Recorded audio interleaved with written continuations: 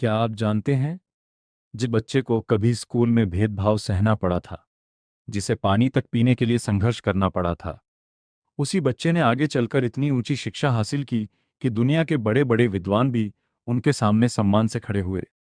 और यही बच्चा आगे चलकर भारत के संविधान निर्माण की सबसे महत्वपूर्ण हस्तियों में शामिल हुआ।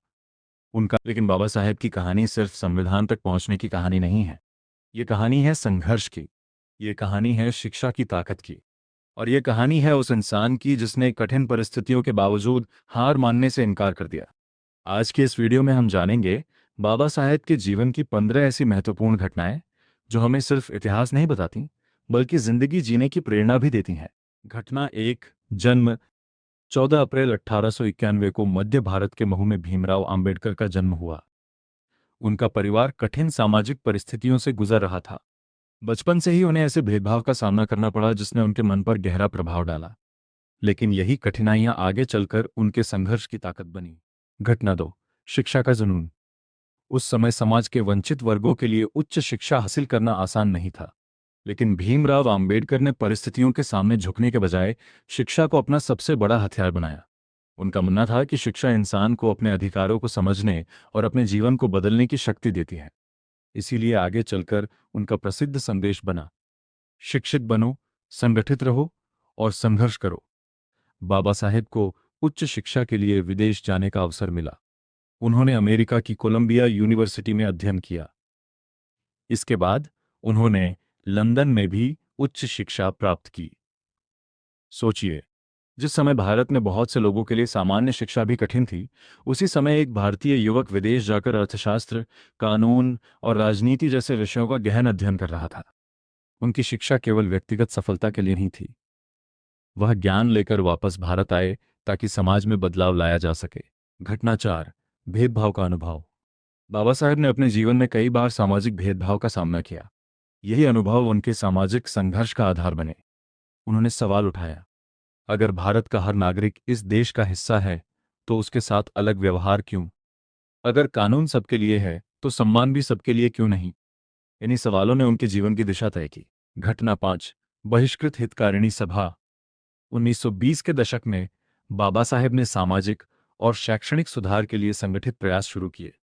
उन्होंने लोगों को शिक्षा हासिल करने और अपने अधिकारों के लिए जागरूक होने का संदेश दिया। उनका संघर्ष किसी एक व्यक्ति के लिए नहीं था। वह पूरे समाज में समानता की सोच मजबूत करना चाहते थे। घटना 6, महार सत्याग्रह। 1927 का महार सत्याग्रह उनके सामाजिक आंदोलन का एक महत्वपूर्ण अध्याय था। यह आंदोलन सार्वजनिक पानी के स्रोतों के इस्तेमाल के अधिकार से जुड़ा था। यह सिर्फ पानी का सवाल नहीं था, यह इंसान के सम्मान और समान अधिकार का सवाल था। बाबा साहेब ने स्पष्ट संदेश दिया कि किसी इंसान को सिर्फ उसकी सामाजिक पहचान के आधार पर मूलभूत अधिकारों से वंचित नहीं किया जा सकता। घटना 7, मनुस्मृति दहन। इसी दौर में बाबा साहेब ने उन सामाजिक व्यवस्थाओं और विचारों का विरोध किया जिन्हें वह असमानता को बढ़ावा देने वाला मानते थे। उन्होंने 1927 में मनुस्मृति दहन का आयोजन किया। यह घटना सामाजिक समानता के उनके संघर्ष का प्रतीक बन गई। घटना 8, गोलमेज सम्मेलन। बाबा साहेब ने ब्रिटिश शासन के दौरान हुए गोलमेज सम्मेलनों में भारत के वंचित वर्गों के राजनीतिक अधिकारों की आवाज उठाई। उनकी मांग स्पष्ट थी, राजनीतिक व्यवस्था में उन लोगों की आवाज भी होनी चाहिए जिन्हें लंबे समय तक पीछे रखा गया। यहां से बाबा साहेब की भूमिका सिर्फ सामाजिक सुधारक की नहीं रही, बल्कि वह राष्ट्रीय राजनीति के एक महत्वपूर्ण नेता बन गए।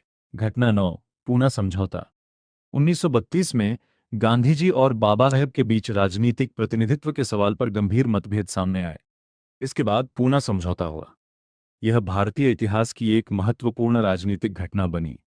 इस घटना को समझना जरूरी है क्योंकि इससे पता चलता है कि उस समय भारत में प्रतिनिधित्व, सामाजिक न्याय और राजनीतिक अधिकारों को लेकर कितनी गंभीर बहस चल रही थी। घटना 10, कानून और अर्थशास्त्र में योगदान। बाबा साहेब सिर्फ सामाजिक नेता नहीं थे, वह अर्थशास्त्र और कानून के गहरे जानकार थे। उन्होंने भारतीय अर्थव्यवस्था, श्रमिकों, कृषि और वित्त से जुड़े मुद्दों पर भी काम किया। उनकी सोच केवल वर्तमान समस्या तक सीमित नहीं थी। वह ऐसी व्यवस्था चाहते थे जिसमें देश का विकास और नागरिकों के अधिकार साथ साथ आगे बढ़ें। घटना 11, स्वतंत्र भारत के पहले कानून मंत्री। भारत स्वतंत्र हुआ, देश के सामने सबसे बड़ी चुनौतियों में से एक थी एक लोकतांत्रिक व्यवस्था का निर्माण। स्वतंत्र भारत की पहली सरकार में बाबा साहेब आम्बेडकर को कानून मंत्री बनाया गया। यह उनके लंबे संघर्ष और उनकी विद्वता की बड़ी पहचान थी। घटना 12, संविधान सभा और प्रारूप समिति। 29 अगस्त 1947 को संविधान सभा ने प्रारूप समिति का गठन किया और बाबा साहेब को उसका अध्यक्ष बनाया गया। इसके बाद भारतीय संविधान को तैयार करने की प्रक्रिया में उन्होंने महत्वपूर्ण भूमिका निभाई। ये काम आसान नहीं था। भारत विविधताओं से भरा देश था। अलग अलग भाषाएं, धर्म, जातियां, क्षेत्र और सामाजिक परिस्थितियां। ऐसे देश के लिए एक ऐसा संविधान बना था जो लोकतंत्र, स्वतंत्रता, समानता और न्याय की नींव मजबूत करे। घटना 13, संविधान और समानता। भारतीय संविधान ने नागरिकों के अधिकारों और कानून के सामने समानता जैसे महत्वपूर्ण सिद्धांतों को मजबूत आधार दिया। बाबा साहेब की सोच थी कि राजनीतिक लोकतंत्र तभी सफल होगा जब समाज में भी समानता और स्वतंत्रता की भावना मजबूत होगी। उनके लिए लोकतंत्र सिर्फ चुनाव का नाम नहीं था। लोकतंत्र का अर्थ था हर इंसान की गरिमा, हर नागरिक का अधिकार और कानून के सामने समानता। घटना 14, महिलाओं और श्रमिकों के अधिकार। बाबा साहेब ने महिलाओं और श्रमिकों से जुड़े मुद्दों पर भी महत्वपूर्ण विचार रखे। वह महिलाओं की शिक्षा और अधिकारों के समर्थक थे। उन्होंने श्रमिकों के काम के घंटे, सामाजिक सुरक्षा और श्रम सुधार जैसे मुद्दों पर भी काम किया। यानी उनका संघर्ष केवल एक वर्ग तक सीमित नहीं था। उनकी सोच समाज के व्यापक सुधार से जुड़ी थी। घटना 15, अंतिम संदेश। बाबा साहेब का जीवन हमें एक बहुत बड़ी बात सिखाता है। आपकी शुरुआत कैसी है, यह हमेशा आपके हाथ में नहीं होती, लेकिन आप अपनी मंजिल के लिए कितना संघर्ष करते हैं, ये बहुत हद तक आपके हाथ में होता है। जिस व्यक्ति ने बचपन में भेदभाव झेला, जिस व्यक्ति ने कठिन परिस्थितियों में पढ़ाई की, जिस व्यक्ति ने विदेशों में उच्च शिक्षा प्राप्त की और जिसने आगे चलकर भारत की लोकतांत्रिक व्यवस्था के निर्माण में महत्वपूर्ण भूमिका निभाई, उसका जीवन आने वाली पीढ़ियों के लिए प्रेरणा बन गया। बाबा साहेब का सबसे बड़ा संदेश था, ज्ञान हासिल करो, अपने अधिकारों समझो, अन्याय के खिलाफ आवाज उठाओ और समाज को आगे बढ़ाने में अपना योगदान दो।